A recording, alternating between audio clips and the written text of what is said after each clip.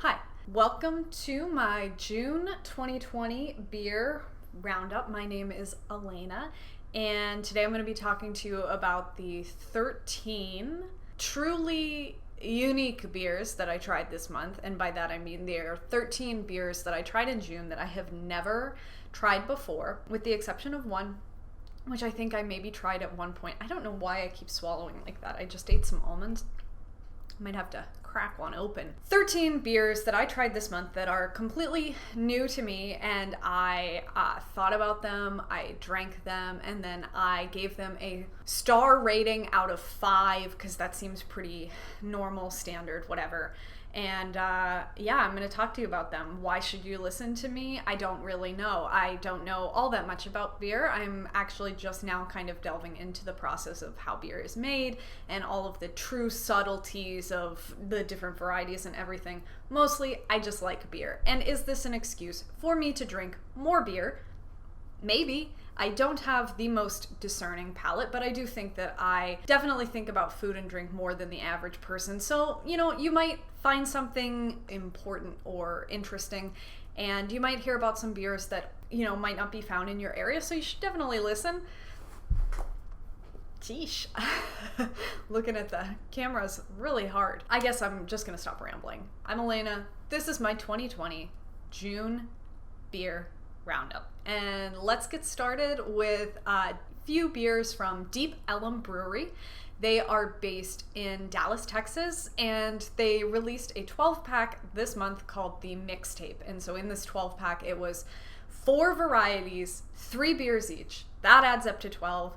And I thought it was pretty cool. The first one I tried, I didn't save the can. It's a beer that I've put off trying for a really long time because I don't like the way the can looks. It's very ugly. I'll put a little picture of it up here. Deep Ellum Brewing Dallas Blonde Ale.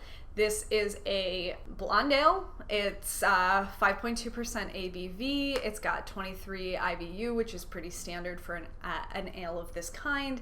And I liked it. I'm actually kind of mad at myself for not trying it for so long. I thought it was pretty delicious. It was like a really easy drinking ale. Nothing super remarkable to say, but it's definitely something I would pick up again. I don't really think that I would buy a 6-pack of it, but I think if I knew like I was going to be having a couple brews in the afternoon or sitting outside, I'd pick up 1 or 2 and drink them before maybe drinking something a little more like strong in flavor. I gave it a 4-star. I think it's good. If you have access to any of Deep Ellum's beers, this is probably the one I would most recommend. There is one in the mixtape that I didn't get to try, which was I think a Mexican style lager that my boyfriend drank all of them before I could, so I didn't get to try that one. He said it was really good, so maybe try that one and the blonde ale. The next one from them is the Peasy IPA. And it's pretty much exactly what it sounds like. It's an easy drinking IPA. It's brewed with tangerine and lemon, or lemon peel, or tangerine peel. It doesn't really matter. It's citrusy. It's easy drinking. It's, again, 5.2% ABV. If you see me glancing down, it's because I've got a little cheat sheet. It is 40 IBU. It's not remarkable. It's definitely not the worst IPA I've ever had, but it's also not the best IPA I've ever had. It's fruity, it's easy to drink, it's not super bitter. It's definitely 3 stars, just right in the middle. It's not good, it's not bad, it's an IPA. There's so many IPAs. It's hard, I think, to make a truly unique IPA these days because it's just been done into the ground. But do I want a million stouts or porters? Not really. I'd rather stick to the IPAs. And it could get a lot worse, and it's about to get a lot worse, actually. This is another Deep Ellum, the last of the mixtape that I'm going to be talking about. This is Deep Ellum IPA. It's their namesake IPA, and that makes me feel like maybe it should be a little better. It's interesting. I did do a little research on each of the breweries that I tried this month. Deep Ellum's thing is that they try to make big, bold, brash beers, and I think especially with this one, that's what they were trying to do. It says on the can even, over the top, tropical fruit, citrus, pine, and floral aromas.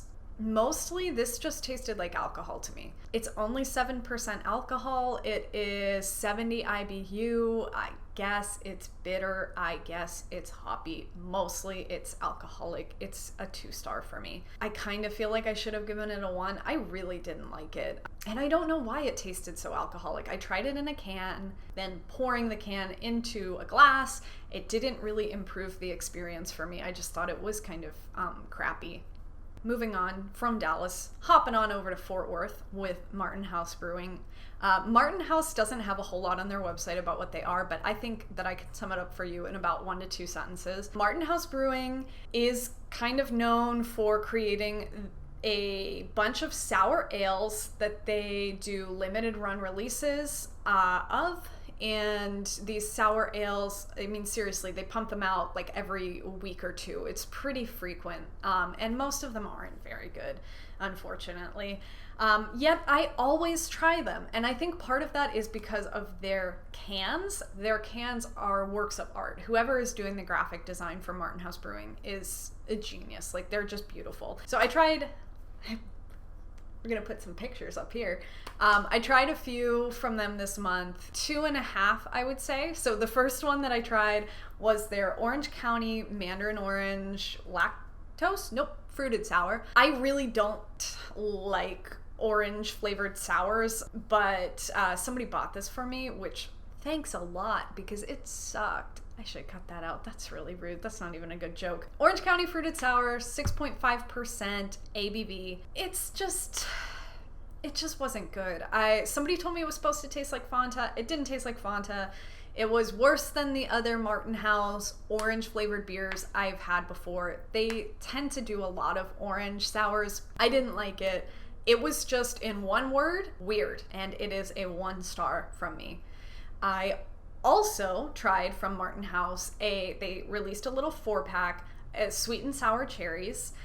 So there was a sour cherry beer and a sweet cherry beer. The sweet cherry was a lactose sour. I liked it. I thought that it was a little cough syrupy, but not in an unpleasant way. I enjoyed it. And the sour ale I also really enjoyed. It was extremely tart. It was made with tart cherries, so that's probably why.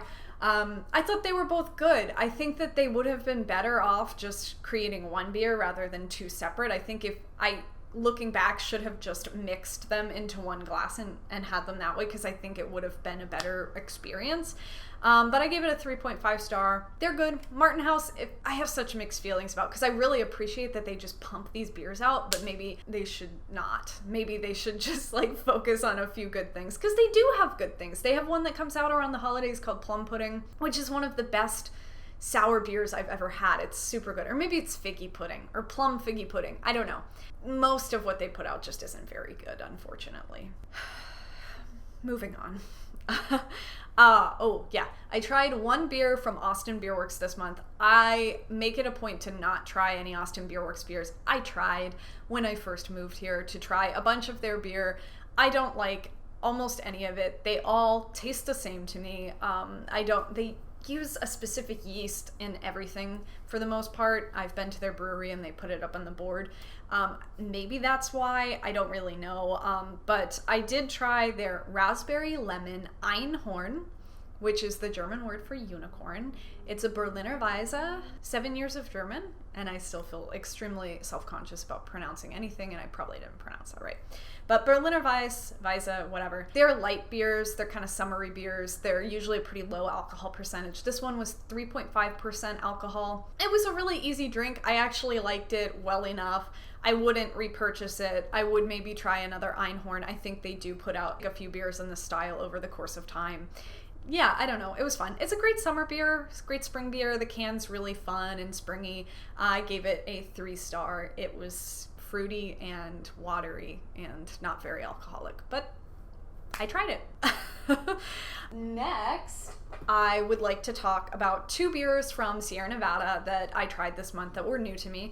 I really love the Sierra Nevada Pale Ale. I think anybody who knows me knows that that is my desert island beer. If I could never drink any other kind of beer, I would drink Sierra Nevada Pale Ale. I know it's kind of just a standard standard beer at this point, but it's so consistent. It's so good, and it's just everything I want in a beer. But I tried 2 new ones from them. They were both okay. So the one that I tried first was the Summerfest. I missed it last year. It's a summer lager. It's 5% ABV. It's a very easy drink in that it doesn't taste like all that much. I think if you were gonna go out and like hang out outside. This happened to me in a previous attempt at making this video where my camera just shut off at like 10 minutes or something of recording right when I was talking about Sierra Nevada. So let's hop back in. Sierra Nevada Summerfest. It's okay. It was a 3-star. It's a summer lager.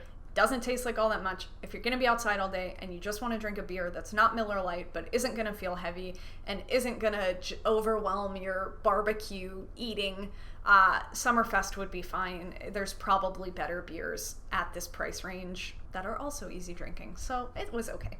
But I was extremely impressed. These transitions are so bad. I was really impressed by this beer by Sierra Nevada, which is their Wild Little Thing Slightly Sour Ale. It's brewed with guava, hibiscus, and strawberry, and it was delightful.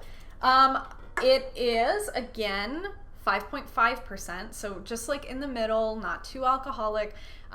It's slightly sour. I would say it's not very sour, so if you're somebody who's not super into sour ales and you just want to try to get your feet wet or give it another shot, this would be a really good one to go with because it's definitely not overwhelmingly sour. And it's pretty sweet, which I don't always love, but I did like it with this one. I think because there was a lot of strawberry flavor. It just finished hard with the strawberry, and I liked that. I've never really had strawberry in a beer before, and this one I think was good.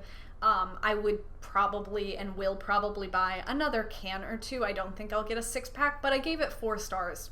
I think it's good. It's one of the better like seasonal releases from Sierra Nevada that I've had. Their year-round offerings are so solid, and then their seasonal stuff is pretty hit or miss for me. Their best seasonal is probably their Celebration, but it's, again, just kind of a standard beer, so there's not really a whole lot to say about it. This is probably, this next one, the most excited I've been to try a beer in a while. It is the Live Oak Pre-War Pils. This is my last can. I'm actually going to gift it to someone at work. I've been meaning to take it in, but I knew I was going to do this, so I saved it. I love Live Oak. They're an Austin brewery that is just kind of like really old school to me in that they, I think, are very like old world beers.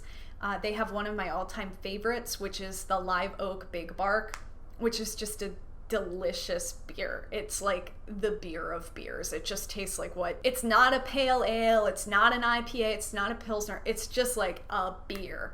And it's just so good. This Pre-War Pils is based on a post-Prohibition, post-World War I, pre-World War II recipe. And I thought that that was going to mean that this tasted really unique and different compared to other Pilsners that are around these days, but it really doesn't. It just tastes like a Pilsner, but a really good Pilsner. It's 5% alcohol, 32 IBU. It was delicious. It was 4 stars. 4 stars, not 3. Good. Standard Pilsner. All right, we're going to get into like a wild ride for these last 4. I finally made it back. Braved coronavirus to go to this convenience store that I really like in town that sells a bunch of singles, so you can kind of go in and build a mix of 6. That's one thing I hate about Texas. Back in Pennsylvania, you could kind of get a mix of 6 anywhere where you paid a flat rate, like $9.99, and you could get 6 different beers. Here, they just divide up a 6-pack, like divide it into what it would cost per individual can, and it ends up being like not as cost effective, and not everywhere does it. Like I think Whole Foods does it, but it's always just looks like whatever broke, they just threw it in a section. But I'm rambling now. So I picked up 5 beers, not 6 from them. I'm going to review the final 4 because I got the Wild Little Thing. The first, my brain broke. My first one that I'm going to talk about, or my next one that I'm going to talk about, is Brazos Valley Brewing Millions of Peaches. This is a Brenham, Texas. Brenham, Texas. It looks like on the can. It's somewhere in Texas. I hated it. It wasn't very good. It tasted like watered down beer with peach flavor added, and I gave it 2 stars, and that's really all you need to know. I'm not going to rant about it very much. But I did try another peach beer since it's peach season that I actually loved. This is Avery Brewing out of Boulder, Colorado. Pear of Peaches, Imperial Hazy, India Pale Ale with pears and peaches. So it's an Imperial Hazy IPA. It's hazy, it's Imperial because it's extra alcohol, extra hop, extra bitterness. And I feel like extra fruit flavor in this one as well. It was delicious. It was really good. It's 9% alcohol. The IBUs I couldn't find listed anywhere on their website. I did see some people putting it around 60 IBUs. Could be right. I don't know. It was just random people on the internet, so who knows. But it was really good, and I like Avery Brewing. I've never had any of their beers before, but I went to their website, and I think that they nailed it on like what they're trying to do, and I just wanted to read this. They are committed to brewing eccentric ales and lagers that defy style and categories. Our beers are American at heart, blending old world tradition and expertise with ingenuity, creativity, and boldness. And I think that that's spot on. I think that's exactly what this beer did. It was pretty unique, very flavor forward, alcoholic without tasting too alcoholic. At 9%, it can get a little like overboard, but it really wasn't. And I'd like to try more from them. They have a bunch of different beers that look so good. I don't know, I just got such good, warm, welcoming vibes from their website and from like what they're trying to do. I think it really makes a difference when a brewery has an idea in mind and isn't just like reacting to the trends. They've been around since 1993, so they've really, I think, just set out and stuck to a really good vision, and this beer was really good. I gave it 4 stars. I think if you can find it where you live, you should definitely try it.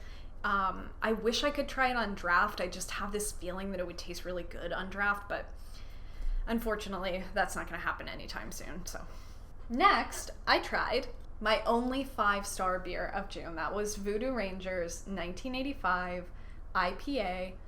This is an awesome can. This is a perfect beer, and you may disagree, but I loved it. It's brewed with mango and spices. It is just a really easy to drink, flavor forward IPA. The mango flavor is good. It's not overwhelming. It's definitely there and strongly there, but in a really pleasant way. I think I don't even know how to say like what I want. My nose is so itchy. It's also like 100 degrees in my apartment right now because I have the air turned off. 1985 IPA. It was really good. It's hazy. It's 6.7% ABV, and it's 30 IBU.